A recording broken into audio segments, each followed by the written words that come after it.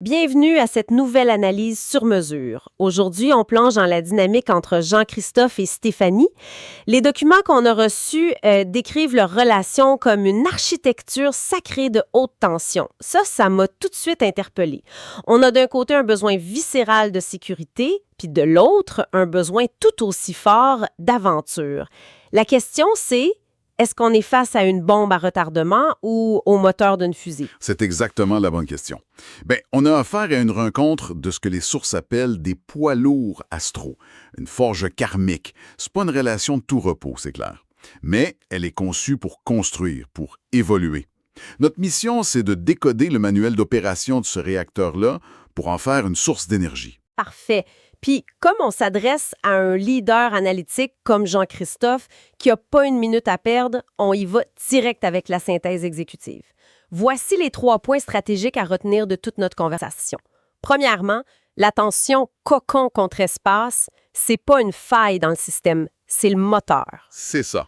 Ce conflit apparent entre le besoin de sécurité de Jean-Christophe et le besoin de liberté de Stéphanie, en fait, c'est la source d'énergie de la relation. Deuxième point, la métaphore clé. Le cerf-volant. Stéphanie, c'est le cerf-volant. Elle a besoin de vent, d'espace pour s'élever. Le rôle de Jean-Christophe, c'est de tenir le fil, d'offrir l'ancrage, la sécurité, mais sans jamais tirer dessus. C'est un art de leadership, pas de contrôle. Et le troisième point, qui est peut-être le plus surprenant, les plus grands défis personnels de Jean-Christophe, surtout sa fameuse grande croix cardinale, sont en réalité ses meilleurs atouts ici. Ils l'ont entraîné toute sa vie à gérer la haute pression. C'est exactement la compétence qu'il faut pour piloter cette relation. On a donc un pilote qui est surentraîné pour un appareil de haute performance. Voilà le plan de vol. Maintenant, on peut déplier la carte. Allons-y. Déconstruisons ce fameux dilemme. D'un côté, Jean-Christophe.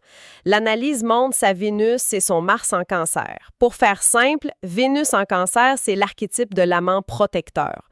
Le besoin de base, c'est de créer un cocon, un clan, un foyer sécurisant. L'amour, pour lui, c'est la fusion, c'est le nous avant tout. C'est une manière d'aimer qui est profonde, enveloppante. Aimer, c'est nourrir, protéger. Le défi, c'est que cette définition de l'amour peut être vue comme étouffante par son opposé. Et c'est exactement ce qu'on a de l'autre côté, avec Stéphanie que les sources surnomment l'architecte de l'absolu. Sa Vénus à elle, elle est en Sagittaire. Et le Sagittaire, c'est un signe de feu, là. On parle de quête, de voyage, d'expansion. Elle déteste la routine, la possessivité, le sentiment d'être en cage, même si la cage est dorée. C'est vraiment le dilemme classique. Fusion contre liberté. Ce qui nous amène à la métaphore du cerf-volant. C'est plus qu'une image, c'est un outil de gestion. Un cerf-volant pour voler, ça prend 2 choses qui semblent opposées, du vent pour le soulever, puis un fil qui le retient. Sans le vent, il bouge pas, mais sans le fil, Il s'écrase. il s'écrase. Il part en vrille. Donc, Stéphanie, c'est le cerf-volant qui a besoin du vent de la liberté, mais elle a aussi besoin de sentir que le fil que Jean-Christophe tient est solide, fiable. Et ça, c'est crucial pour elle parce qu'elle a une personnalité très marquée par le Capricorne, un signe qui a besoin de structure. C'est tout le paradoxe. Elle a besoin de cette sécurité pour oser voler. Mais le piège pour Jean-Christophe, c'est son réflexe de Vénus en Cancer.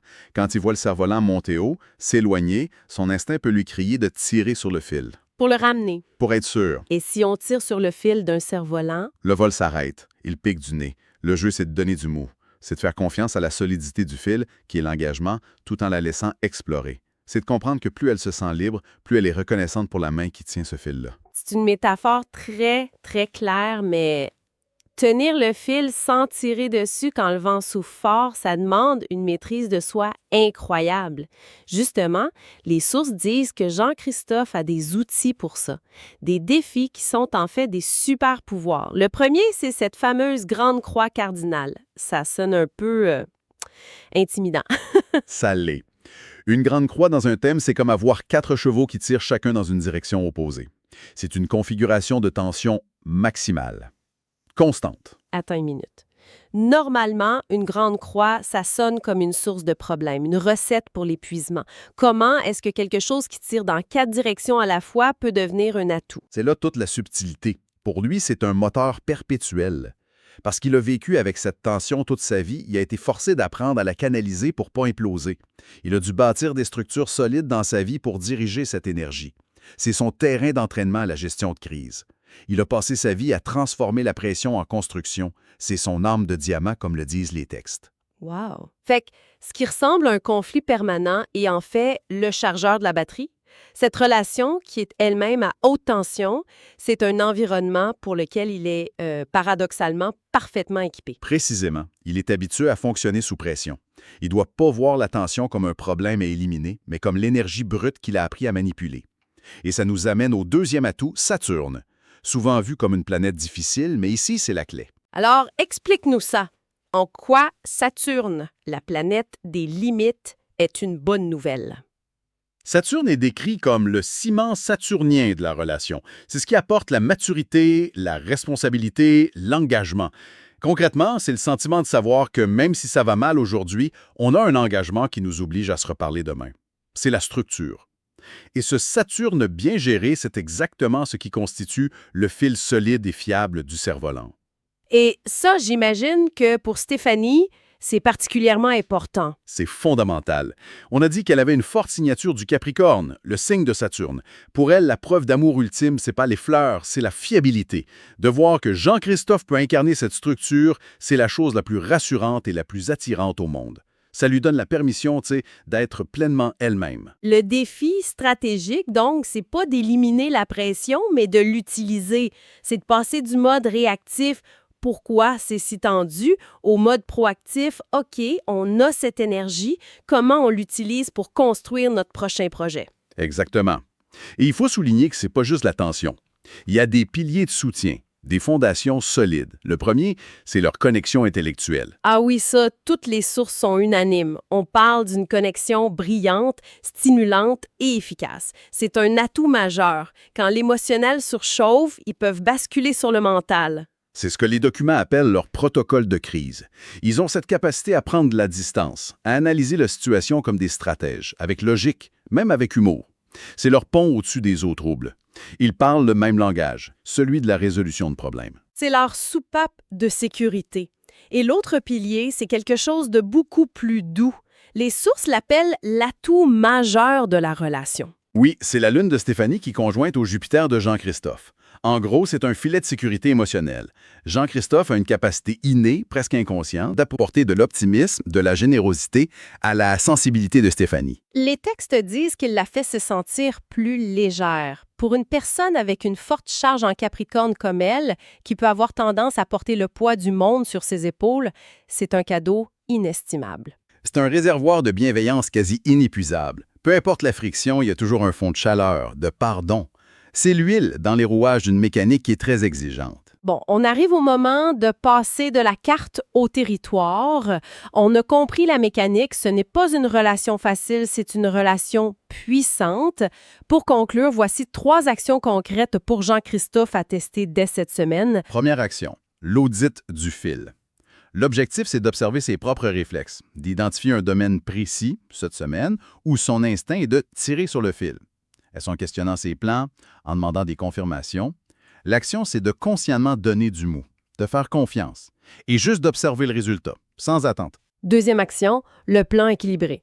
C'est proactif, proposer un plan pour les semaines à venir qui honore les 2 besoins. Par exemple, ce week-end, c'est une aventure pour toi. Le week-end prochain, c'est un moment cocon pour nous.